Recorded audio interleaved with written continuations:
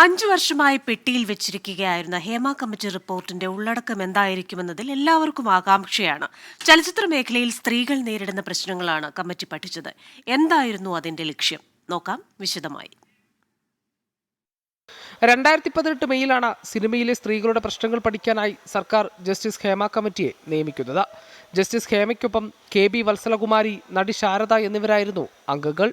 രാജ്യത്ത് തന്നെ ആദ്യമായായിരുന്നു ഒരു സർക്കാർ ചലച്ചിത്ര മേഖലയിലെ സ്ത്രീകളുടെ പ്രശ്നങ്ങൾ പഠിക്കാൻ ഒരു കമ്മീഷനെ നിയോഗിക്കുന്നത്.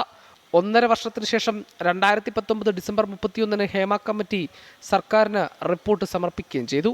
റിപ്പോർട്ട് ചലച്ചിത്ര മേഖലയിൽ വിപ്ലവകരമായ മാറ്റം കൊണ്ടുവരുമെന്ന് പ്രതീക്ഷ നൽകി.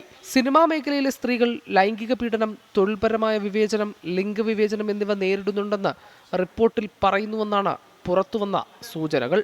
പക്ഷേ സർക്കാർ റിപ്പോർട്ട് പുറത്തുവിടാൻ തയ്യാറായില്ല.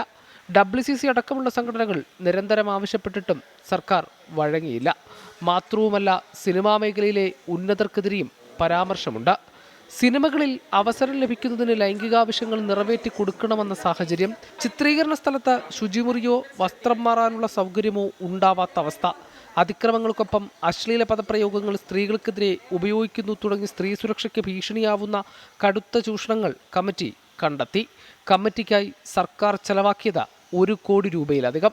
വർഷങ്ങളായി സർക്കാർ പുറത്തുവിടാതെ ഫയലിൽ വിശ്രമിച്ചിരുന്ന ഹേമ കമ്മിറ്റി റിപ്പോർട്ട് വെളിച്ചം കാണുമ്പോൾ പ്രതീക്ഷയാണ്.